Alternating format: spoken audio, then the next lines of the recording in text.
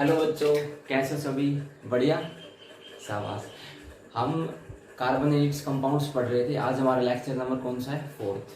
ठीक है, पीछे के तीनों लेक्चर सभी बच्चों ने पढ़ लिए होंगे, पढ़ लिए ना। और जिन बच्चों ने अगर नहीं पढ़े हैं वो आई बटन पे क्लिक करके पहले पीछे वाले लेक्चर पढ़े, उसके बाद यहाँ पे। ठीक है, तो देखो आज हम पढ़ते हैं chemical properties of carbon compounds. जो हमारे कार्बन के कंपाउंड्स है ना, उनकी केमिकल प्रॉपर्टीज पढ़ेंगे। ठीक है, मींस रिएक्शंस कि किस प्रकार से किसके साथ क्या रिएक्शंस करते हैं। ठीक है, तो जो सबसे पहले हमारे पास वो कंबसन रिएक्शन, बहुत इंपॉर्टेंट है, बिल्कुल ही आसान सा है।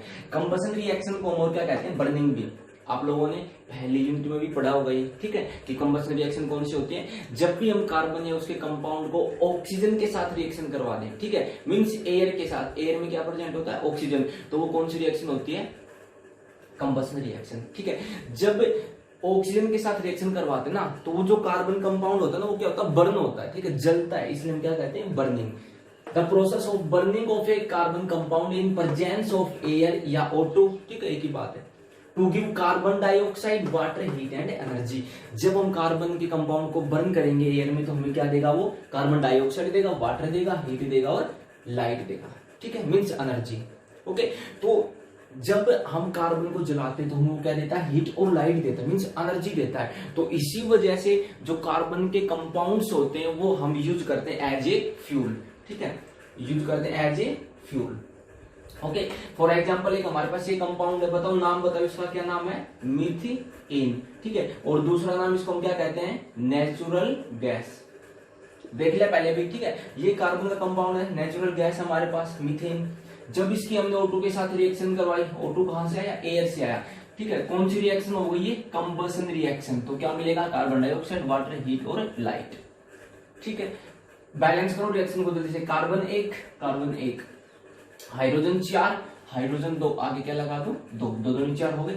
ऑक्सीजन 2, ऑक्सीजन 2, लेकिन 2 ये रहे और 2 ये रहे, 4 हो गए। तो यहाँ पे क्या लगा दो? 2, 2, 2 दूनी 4 ऑक्सीजन, 4 ऑक्सीजन। रिएक्शन क्या होगी हमारी? बैलेंस। ओके, अब देखो, अच्छा फिर एक बात और बता दो, एलपीजी में हमारा कौन सा कार्बन का कंपाउंड यूज होता है? एलपीजी में मेनली कौन सी गैस होती है? बताओ कौन सी होती है? ब्यूटेन। ब्यूटेन का फॉर्मूला क्या था? C4H10, butane. पढ़ चुके? ठीक है, तो जो हमारे सैचुरेटेड हाइड्रोकार्बन्स होते हैं, अब सारे बच्चे एक बात बिल्कुल नोट डाउन करें क्या, कि जो हमारे सैचुरेटेड हाइड्रोकार्बन्स होते हैं, पहले तो ये बता दो सैचुरेटेड और अनसैचुरेटेड हाइड्रोकार्बन्स कौन से होते हैं? सैचुरेटेड तो वो जहां कार्बन कार्बन के बीच में कैसी बॉन्ड हो? Single bond. अनसैचुरेटेड वो जहां कार्बन कार्बन के बीच में कैसी बॉन्ड हो? डबल या ट्रिपल। आया यार? ठीक है, तो अब जो सैचुरेटेड हाइड्रोकार्बन्स होते हैं ना, हम पढ़ तो चुके पहले भी। बताओ किस प्रकार से बर्न होंगे? किस प्रकार से जब बर्न होंगे तो किस प्रकार की लाइट प्रोड्यूस करेंगे? बताओ कैसी लाइट है? Blue flame. Blue flame produce करेंगे। ठीक है, और जो अनसैचुरेटेड होते हैं वो कैसी फ्लेम प्रोड्यूस करते हैं? Yellow flame. ओके, पढ़ चुके ना? जो सैचुरेटेड होते हैं वो तो ब्लू फ्लेम, और जो अनसैचुरेटेड होते हैं वो येलो फ्लेम प्रोड्यूस करते हैं। तो देखो, यदि सैचुरेटेड कंपाउंड्स को हम कंप्लीटली सप्लाई ऑफ एयर देंगे, यदि सैचुरेटेड को हम कंप्लीटली सप्लाई ऑफ O2 देंगे, तो किस प्रकार की फ्लेम होगी? Blue flame. ओके, यदि सैचुरेटेड को हम अनकंप्लीटली, इट मीन्स ऑक्सीजन पूरी मात्रा में ना मिले, तो फिर फ्लेम कैसी हो जाएगी? Yellow flame. ओके, दूसरी बात, यदि हमारे पास अनसैचुरेटेड हाइड्रोकार्बन से हैं, ठीक है, तो वहां पे हमें फ्लेम कैसी मिलेगी? Yellow flame. आया पिछली क्लास का ही तो है। और यदि अनसैचुरेटेड हाइड्रोकार्बन्स को हम एक्सेस एयर दे दें, ठीक है, एक्सेस O2 दे दें, तो इसकी फ्लेम कैसी हो जाएगी? Blue flame. आया क्या समझ में भैया? सैचुरेटेड तो किस प्रकार की फ्लेम देंगे? Blue flame. अब देखो एक बात और याद रखेंगे, ये जो ब्लू फ्लेम होती है ये कैसी होती है? ये होती है नॉन सूटी फ्लेम। कैसी फ्लेम? नॉन सूटी। और जो हमारी येलो फ्लेम होती है वो फ्लेम कैसी होती है? सूटी। अब सूटी नॉन सूटी समझ रहे हो क्या? समझ रहे हो क्या? कभी चिमनी देखी है? चिमनी है ना, पहले होती थी चिमनी, ठीक है। या बाहर उस चूल्हे के ऊपर जब उसमें आग लग रही हो तो एक बार शक्ल थोड़ी सी ऊपर लेके जाना, है ना, नजदीक नहीं, कभी है ना मुंह का तिया पाचा हो जाए, थोड़ा सा ऊपर जहां से धुआं निकल रही है ना, और जब आप धुआं के पास मुंह को लेके जाओगे तो आप फिर आप शक्ल देखना शीशे में, है ना, कितने सुंदर दिखोगे। तो वो फ्लेम कैसी, सूटी मीन्स जो कैसी होती है, ब्लैक, ठीक है, जो ब्लैकनेस प्रोड्यूस करती है। और नॉन सूटी का मतलब होता है जो ब्लैकनेस प्रोड्यूस ना करे। जैसे कि जो हमारा गैस स्टोव होता है, ठीक है, वहां पे कैसी फ्लेम निकलती है, वहां पे ब्लू फ्लेम निकलती है, ठीक है। और जो अनसैचुरेटेड होंगे वो कैसी फ्लेम देंगे, येलो, और वो कैसी होगी, सूटी फ्लेम। सूटी मीन्स जो ब्लैकनेस पैदा करते हैं, ठीक। आप लोगों ने देखे होंगे जो हमारा गैस स्टोव वो कैसी फ्लेम देता है, ब्लू देता है। क्यों? क्योंकि वहां पे देखो जो गैस स्टोव होता है ना, उसके अंदर वो क्या होते हैं, छेगले से होते हैं ना, होल्स होते हैं, वहां से एयर कंप्लीटली क्या होती है, मिलती रहती है, ठीक है, किसको, सैचुरेटेड हाइड्रोकार्बन को। तो वहां पे जो हमारा कंपाउंड है ना कंप्लीटली बर्न होता है और ब्लू फ्लेम देता है। और आप लोगों ने देखा होगा कि कई बार जो हमारा गैस होता है ना, जो हमारा गैस चूल्हा है, वो बर्तन ब्लैक करने लग जाता है ना। हमने कोई खाना बनाने का बर्तन रखा, उसके ऊपर वो नीचे से क्या हो गया, उसका सरफेस ब्लैक हो गया। ब्लैक क्यों होता है? तो आप लोग देखना, ब्लैक वो तब होता है जो कैसी फ्लेम प्रोड्यूस करेगा, येलो क्योंकि उसके जो वो होल्स है ना, वो क्या हुआ कि आपने दूध रख दिया, दूध उफन गया, है ना, आप फोन में बिजी हो गए कहीं और, तो वो होल्स जो क्या हो जाते हैं, बंद हो जाते हैं, ठीक है, या कुछ और सामान गिर गया, तो जो वो होल्स बंद हो जाते हैं ना, तो फिर ऑक्सीजन की सप्लाई पूरी मात्रा में हो नहीं पाती। इस वजह से जो हमारा कंपाउंड होता है वो अनकम्प्लीटली बर्न होता है, मीन्स अनकम्प्लीटली उसको O2 मिलेगी। तो इस वजह से फिर वो कैसी फ्लेम प्रोड्यूस करेगा, येलो। तो जब येलो फ्लेम प्रोड्यूस करेगा तो फिर वो फ्लेम कैसी होती है, सूटी। तो सूटी मतलब ब्लैक। तो जो ब्लैक, फिर वो जो धुआं होती है वो हमारे बर्तन को क्या कर देती है, ब्लैक। ओके, समझ गए इतना? तो भैया अनसैचुरेटेड अनकम्प्लीटली ऑक्सीजन में बर्न होते हैं तो येलो फ्लेम प्रोड्यूस करेंगे, यदि एक्सेस O2 दे दी तो फिर ब्लू कर देंगे, ठीक है। नंबर दूसरी टाइप है हमारे पास सब्स्टिट्यूशन रिएक्शन, ठीक है। सब्स्टिट्यूशन, तो देखो नाम से पता लग रहा है, सब्स्टिट्यूशन का मतलब क्या होता है कि सब्स्टिट्यूट करना, ठीक है, कि कोई एक चीज है, ठीक है, वो आई, उसने वहां से एक चीज को हटा के खुद वहां पे लग गई, ठीक है। मीन जैसे हमारे पास पहले से कोई दो चीज थी, ठीक है, कोई एक नई चीज आई, उसने इन दो में से एक चीज को हटाया और खुद आके यहाँ पे लग गई, मीन सब्स्टिट्यूट हो गई। एक को हटाया, वहां पे आके लग गई, ठीक है। देखो किस प्रकार से, जैसे कि मेरे पास ये मॉलिक्यूल है CH4, ठीक है, मेरे पास एक कंपाउंड कार्बन का CH4, जिसका नाम क्या, मीथेन। क्लोरीन के साथ जब मैं इसकी रिएक्शन करवाऊंगा सनलाइट की प्रेजेंस में, क्लोरीन Cl2, ठीक है, समझते हो सारे। अब क्या होगा, ये कितने Cl है यहाँ पे, 2 Cl2 है ना, इस प्रकार से 2 क्लोरीन है। तो अब क्या होगा, एक क्लोरीन यहां से उठ के आएगा, और देखो इस C के साथ कितने H हैं, 4, इस प्रकार से है ये, ठीक है। अब एक क्लोरीन आएगा और एक हाइड्रोजन को यहां से क्या करेगा, हटाएगा, हाइड्रोजन को हटाएगा, और इसकी जगह क्लोरीन आके लग जाएगा। हाइड्रोजन को हटा के कौन आके लगा, क्लोरीन। तो देखा, तो देखो कार्बन तो यूं का यूं, कितने हाइड्रोजन थे पहले, 4, एक हाइड्रोजन को हटा दिया तो कितने हाइड्रोजन बचे, 3, आके कौन लगा साथ, क्लोरीन, तो ये क्लोरीन लग गया। प्लस में अब बताओ, एक Cl तो चला गया, एक Cl बचा ना, और एक ये हाइड्रोजन भी तो बाहर गया है, तो ये हाइड्रोजन और जो ये एक Cl बचा यहाँ पे, ये दोनों आपस में मिल जाएंगे और क्या बना देंगे, HCl, समझे। इट मीन से यदि एक एलिमेंट को कोई दूसरा एलिमेंट डिस्प्लेस करता है, ठीक है, उसको हटाता है, उसकी जगह खुद जाके लग जाता है, तो क्या होता है, substitution. Okay, substitution reaction, the reaction in which one or more hydrogen atoms of a hydrocarbon are replaced by some other atoms, ठीक है। एक हाइड्रोकार्बन के अंदर एक या एक से अधिक हाइड्रोजन को कोई दूसरा एटम आके हटा दे, रिप्लेस कर दे, तो हम क्या कहते हैं उसको, सब्स्टिट्यूशन रिएक्शन। समझ गए सारे बच्चे? अगले हमारे पास एडिशन रिएक्शंस। तो देखो नाम से पता लग रहा है एडिशन, इट मीन से एडिशन होगा, जुड़ेगा क्या। तो देखो जो एडिशन रिएक्शंस होते हैं ना हमारे पास, वो हमें हमारे जो अनसैचुरेटेड हाइड्रोकार्बन्स होते हैं ना वो शो करते हैं, ठीक है। अनसैचुरेटेड हाइड्रोकार्बन्स हो जिनमें डबल या ट्रिपल बॉन्ड हो, समझ रहे हो। और जो हमने पीछे वाली रिएक्शन पढ़ी थी, कौन सी सब्स्टिट्यूशन रिएक्शन, जो सब्स्टिट्यूशन रिएक्शन होती है ना वो कौन शो करते हैं, वो शो करते हैं हमारे सैचुरेटेड हाइड्रोकार्बन्स, ठीक है। तो ये बात याद रखेंगे, सब्स्टिट्यूशन रिएक्शन कौन शो करेंगे, सैचुरेटेड हाइड्रोकार्बन, एडिशन कौन करेंगे, अनसैचुरेटेड। ओके, ठीक है। अब देखो ये मेरे पास एक अनसैचुरेटेड हाइड्रोकार्बन के डबल बॉन्ड है, ठीक है, नाम क्या हुआ, एक और एक, दो कार्बन के लिए इथ और सिंगल डबल बॉन्ड के लिए इन, तो इसका नाम क्या, इथीन, ओके, जब मैं यहाँ पे हाइड्रोजन को ऐड किया, ठीक है, निकल मैंने यहाँ पे डाला कैटलिस्ट, ये जो निकल है काम करेगा एज ए कैटलिस्ट। कैटलिस्ट वो होते हैं जो रिएक्शन की स्पीड को बढ़ा देते हैं, समझे, ठीक है। अब मैं इसको गर्म करूंगा तो ये जो हाइड्रोजन है जाके जुड़ जाएगा, देखो कितने एच है, 2, इस प्रकार से लिख सकता हूं H2, 2 H है, ठीक है। एक H तो इस कार्बन के साथ जाके जुड़ेगा और दूसरा H इस कार्बन के साथ जाके जुड़ेगा, ठीक है। और जो डबल की बॉन्ड है ना, ये क्या हो जाएगी, सिंगल टूट के, तो देखो क्या बन जाएगा, CH3 single bond CH3, double की बॉन्ड क्या होगी, सिंगल, और एक H और जाके जुड़ गए तो 3 H हो गई। तो देखो कार्बन की वैलेंसी 4 होनी चाहिए, है ना, यदि डबल की डबल रखोगे तो फिर तो बात हो जाएगी, समझ गए, जुड़ गए। कौन सी कहते हैं हम, एडिशन रिएक्शन। और जब भी हम हाइड्रोजन को ऐड करेंगे तो कौन सी रिएक्शंस कहते हैं उनको हम, हाइड्रोजनेशन, ठीक है। हाइड्रोजनेशन का मतलब क्या होता है, addition of hydrogen to a unsaturated compound, it is called hydrogenation, ठीक है। एक एग्जांपल देखते हैं, hydrogenation of oil, means oil के अंदर हम क्या जोड़ेंगे, हाइड्रोजन, ठीक है। तो हमारे पास एक वेजिटेबल ऑयल होता है, vegetable oil for example groundnut oil, ठीक है, कॉटन सीड ऑयल, ओके।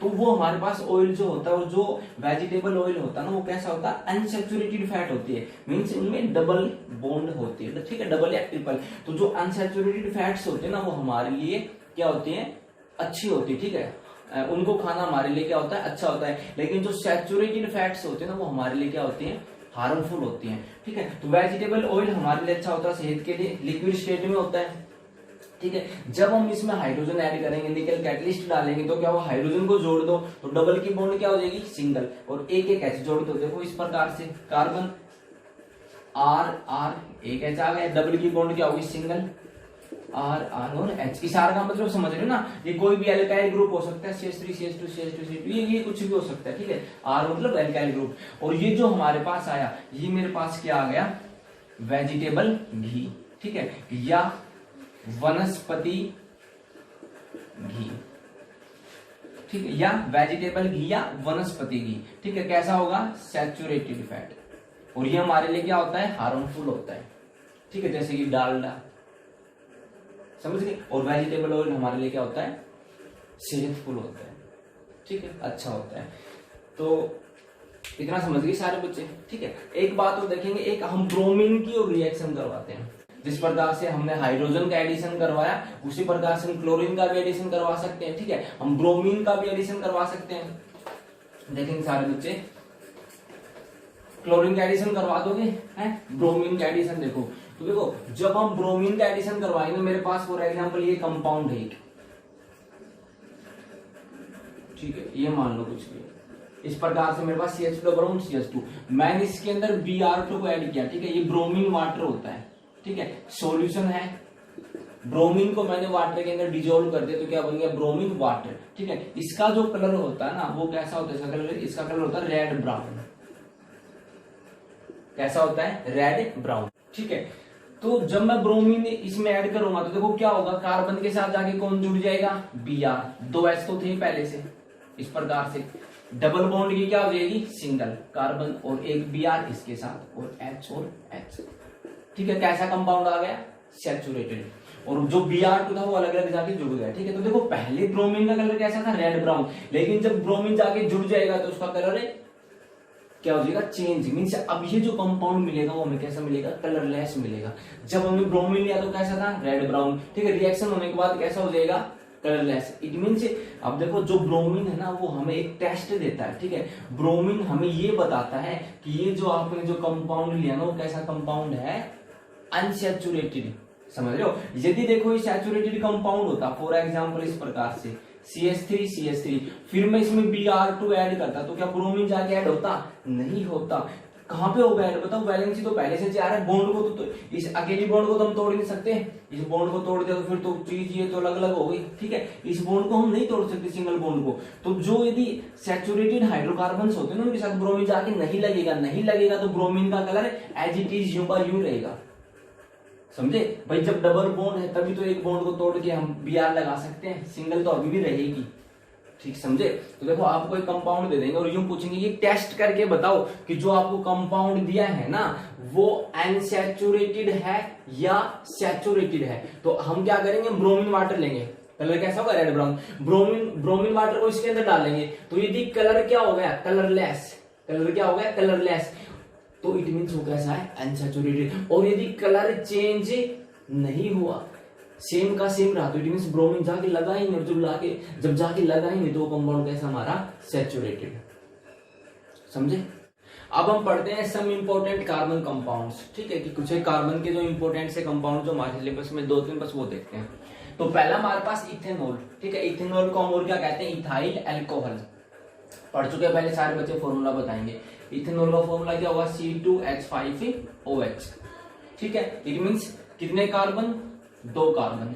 इथ मतलब 2 कार्बन, एन मतलब सिंगल बॉन्ड, और मतलब क्या लगेगा, OH। बस अब कार्बन की वैलेंसी पूरी कर दो, हाइड्रोजन लगा के 1 बॉन्ड थी, 3 बॉन्ड और लगाओ, एक और एक 2 बॉन्ड है, 2 बॉन्ड और लगाओ, ये क्या होंगे, H और H, क्या होगा, CH3 CH2 OH, इथेनॉल, ठीक है। ये और ये तीनों क्या एक ही बात है, तीनों एक ही बात है, समझ गए, ठीक है। इथेनॉल हमारा फॉर्मूला की C2H5, और क्या कह सकते हैं इसको हम, इथाइल अल्कोहल। जो हमारे पास इथेनॉल होता है, ये क्या होता है कि रूम टेम्परेचर पर कलरलेस लिक्विड, ठीक है। क्या होता है, कलरलेस लिक्विड, ठीक है। इसका जो टेस्ट होता है, ठीक है, कैसा टेस्ट होता है, इसका बर्निंग टेस्ट होता है, कैसा, बर्निंग टेस्ट। दूसरी बात, एसिड बेसिक कैरेक्टर की बात करें तो कैसा होगा, न्यूट्रल। तो लिटमस पेपर के ऊपर कोई भी इफेक्ट शो नहीं करेगा, समझ रहे हो। जब न्यूट्रल है तो लिटमस के ऊपर कोई भी इफेक्ट शो नहीं करेगा। पता ना एसिड बेस कौन होते हैं, जो लिटमस को रेड से क्या कर दे, ब्लू, वो कौन से होते हैं, बेस। और जो ब्लू से रेड कर दे वो कौन से होते हैं, एसिड। पता ना, तो न्यूट्रल है हमारे पास, ठीक है। अब हम देखते हैं इसके रिएक्शन। तो देखो ये हमारे पास जो हमारा इथेनॉल है, यदि हम इसको ऑक्सीजन के साथ रिएक्शन करवाएंगे, मीन्स बर्निंग करवाएंगे, तो पता है आप लोगों को, कर दो क्या था, C2H5OH प्लस में O2, बर्निंग करवाएंगे, क्या मिलेगा, कार्बन डाइऑक्साइड प्लस में वाटर प्लस में हीट एंड प्लस में लाइट, ठीक है। बैलेंस आप लोग खुद इस रिएक्शन को कर लेंगे, ओके। एक रिएक्शन और करवाते हैं यदि, अच्छा दूसरी बात, हमें ये मिलता कहां से, ये हमें शुगर केन से मिलता है, ठीक है। कहां से मिलता है अल्कोहल, हम कहां से प्रोडक्शन करवाते हैं, शुगर केन से, ठीक है। शुगर केन का जब हम फर्मेंटेशन करवाते हैं, ठीक है, फर्मेंटेशन डिकम्पोजिशन बाय एंजाइम्स, जो एंजाइम्स होते हैं वो डिकम्पोज करते हैं, ठीक है, उस प्रोसेस को हम फर्मेंटेशन कहते हैं। फर्मेंटेशन से क्या प्रोड्यूस होता है, हमारा अल्कोहल, ओके। अगली रिएक्शन करवाते हैं ऑक्सीडेशन, पिछली कौन सी थी, कंबसन, ऑक्सीजन के साथ, ठीक है। अब ऑक्सीडेशन में क्या होता है, ऑक्सीडेशन का मतलब होता है कि कंट्रोल्ड ऑक्सीजन सप्लाई करना, ठीक है। यहाँ पे भी क्या देंगे, ऑक्सीजन। और जब ऑक्सीजन इस प्रकार से होता है ना, कि इसको हम बोलते हैं नेसेंट ऑक्सीजन, नेसेंट ऑक्सीजन, ठीक है, हाईली रिएक्टिव होता है। तो नेसेंट ऑक्सीजन कहां से मिलता है, वो हमें मिलता है अल्कलीन केमनोफोर से या एसिडिफाइड K2Cr2O7 से। अल्कलीन का मतलब इसमें बेस प्रेजेंट है, ठीक है, बेस को कहते हैं अल्कलीन, ओके। और एसिडिफाइड मतलब एसिड प्रेजेंट है, H2SO4। K2Cr2O7 को कहते हैं हम पोटासियम डाइक्रोमेट, ठीक है। K2Cr2O7 का नाम है पोटासियम डाइक्रोमेट, केमनोफोर का नाम है पोटासियम परमैग्नेट, पोटासियम परमैग्नेट। ये दोनों हमारे क्या है, ये दोनों हमारे पास ऑक्सीडाइजिंग एजेंट हैं, ये दोनों हमारे क्या ऑक्सीडाइजिंग एजेंट हैं। ऑक्सीडाइजिंग एजेंट वो होते हैं जो दूसरे क्या करते हैं, ऑक्सीडेशन।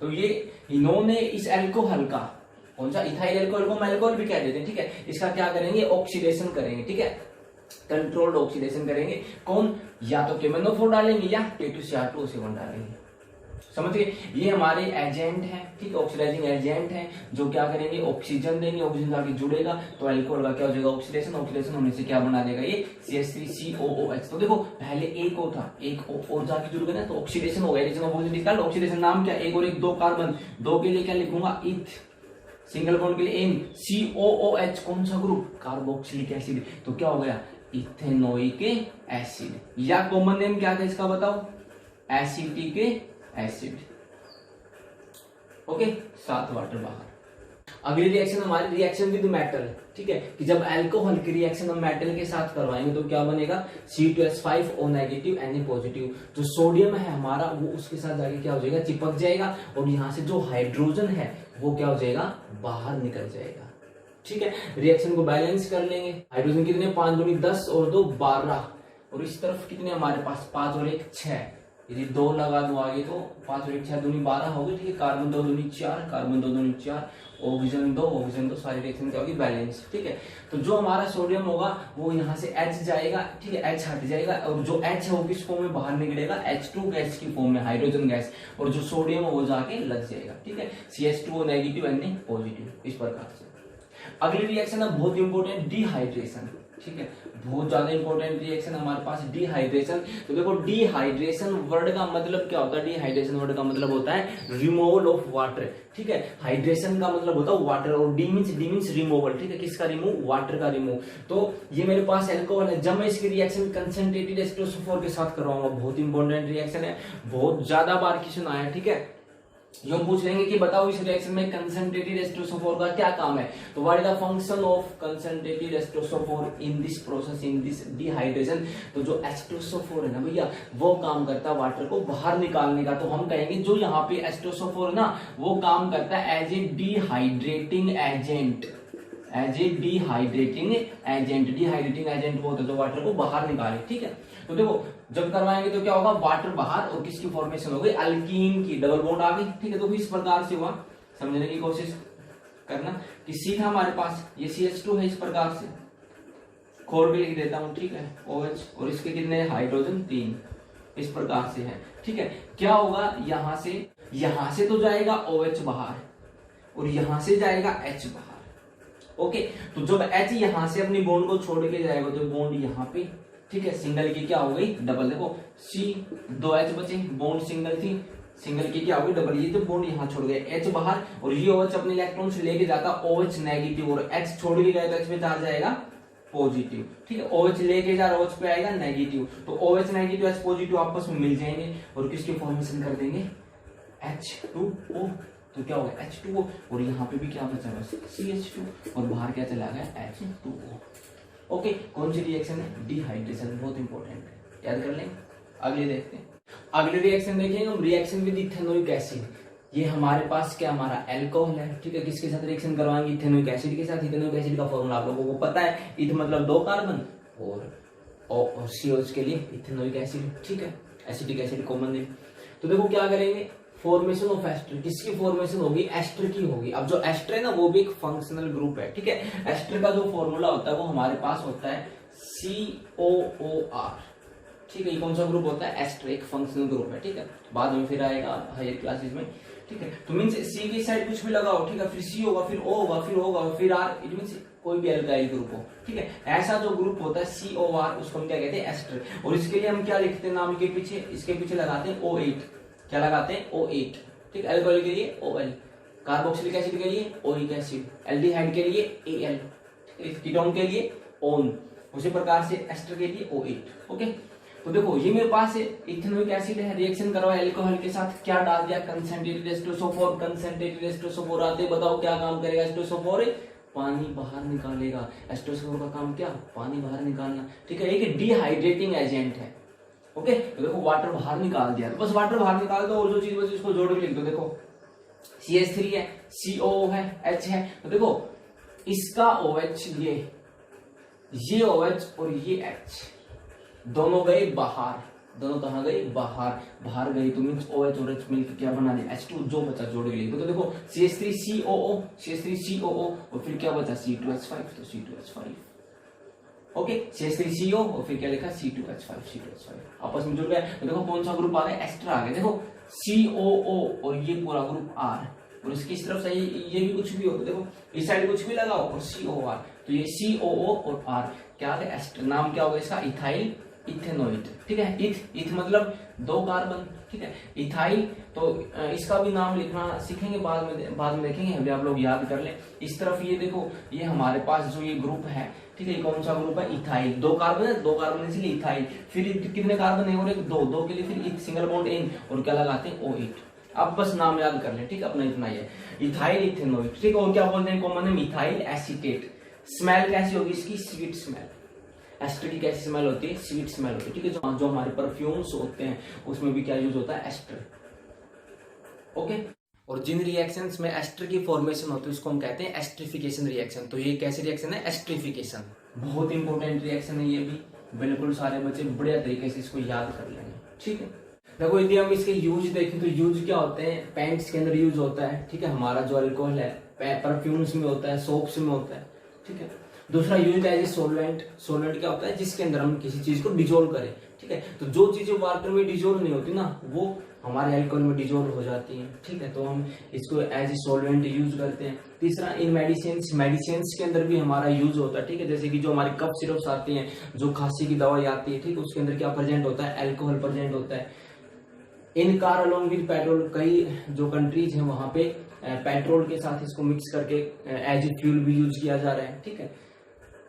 और जो हमारी ये जो अल्कोहलिक ड्रिंकिंग आती हैं, ठीक, जो हमारी अल्कोहल ड्रिंक्स आती हैं जैसे कि विस्की, वाइन, बियर, इनके अंदर भी यूज होता है, ठीक है, पता होगा आप लोगों को, ठीक है। एज एंटीसेप्टिक भी यूज होता है। एंटीसेप्टिक कौन से होते हैं, जो कीटाणु को मारे, ठीक है। आजकल चल रहा है ना जो हमारे सैनिटाइजर है, ठीक है, सैनिटाइजर के अंदर क्या प्रेजेंट होता है, अल्कोहल, ठीक है, वो कीटाणुओं को मारता है, ठीक है। इसके हार्मफुल इफेक्ट की बात करें तो अल्कोहल, ये अल्कोहल मीन्स दारू है ना, आप लोगों को पता है अल्कोहल के क्या क्या इफेक्ट है, ठीक है। एडिक्टेड टू अल्कोहल, यदि हम अल्कोहल पियेंगे तो हम उसके क्या हो जाएंगे, आदी हो जाएंगे, ठीक है। फिर हम उसको पीते रहेंगे, जिससे कि क्या है, हमारा नर्वस सिस्टम भी क्या होता है, डैमेज होता है, नर्वस सिस्टम हमारा स्लो काम करने लग जाता है, ठीक है। हमें होश नहीं रहता, होश नहीं रहेगा तो यदि हम सड़क के ऊपर ड्राइविंग कर रहे हैं, ठीक है, तो एक्सीडेंट के केस बढ़ेंगे, ठीक है, एक्सीडेंट केस बढ़ जाएंगे, ठीक है। और कहाँ का डैमेज करता है, हमारे स्टोमच को भी डैमेज करेगा, लीवर को भी करता है, हार्ट को भी करता है और ब्रेन को भी करता है यदि हम ज्यादा पियेंगे तो, ठीक है, ज्यादा नशे में रहेंगे तो। दूसरा, यदि हम पीते रहेंगे तो ये हमारे को दिवालिया भी कर सकता है, समझ रहे ना, हमारा सब कुछ खत्म करवा सकता है, ओके। आगे देखते हैं, देखो कि मिथेनॉल जो होता है, मिथेनॉल कौन, इथेनॉल का छोटा भाई है ना। मिथेनॉल का फॉर्मूला क्या होगा, CH3OH, ठीक है ना। तो इथेनॉल का जो छोटा भाई होता है वो क्या कौन होता है, मिथेनॉल। और जो छोटा होता है वो थोड़ा सा क्या होता है, खतरनाक होता है ना। तो देखो methanol damages the optic nerve causing permanent blindness in a person. जो मिथेनॉल होता है ना, यदि हम उसका यूज कर लें तो हमारी ऑप्टिक नर्व को क्या करता है, वो कॉज करता है, ठीक है। और क्या कर सकता है, एक आदमी के अंदर परमानेंट ब्लाइंडनेस भी क्रिएट कर सकता है, ठीक, आदमी को अंधा कर सकता है, ठीक, इतना खतरनाक होता है, समझ गए। अब देखो एक तरह हमारे पास डीनेचर्ड अल्कोहल। डीनेचर्ड अल्कोहल क्या होता है, बहुत ही इंपॉर्टेंट है। Denatured alcohol it means, D आगे लगा दी, मींस जो नेचुरल होता है उसको बिगाड़ दिया हमने, ठीक है, डीनेचर्ड कर दिया। जैसा नेचर में पाया जाता है वैसा नहीं, उसको बिगाड़ दिया, अलग कर दिया, तो उसको क्या कहेंगे, डीनेचर्ड अल्कोहल। तो देखो क्या होता है, जो हमारे केमिस्ट्री लैब्स होते हैं ना, तो वहां पे क्या होता है, वहां पे अल्कोहल प्रेजेंट होता है, ठीक है, हमारा इथाइल अल्कोहल, देखना आप लोग कभी।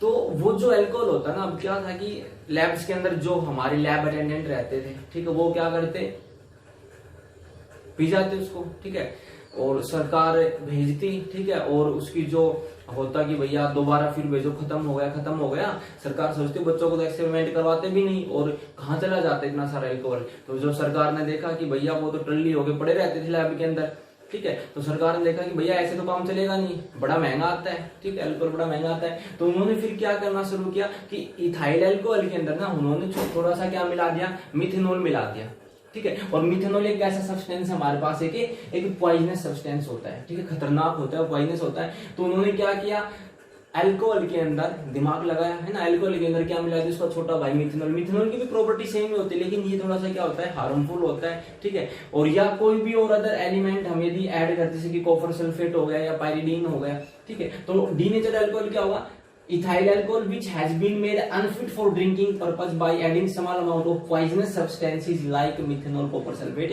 etc। कि भैया जो अल्कोहल है हमारे पास उसको हम ड्रिंकिंग के लिए अनफिट कर दें, फिर वो पियेंगे नहीं, फिर तुम्हें उन्हें पता भैया है ना, मौत से तो कौन खेलेगा फिर, समझ लो।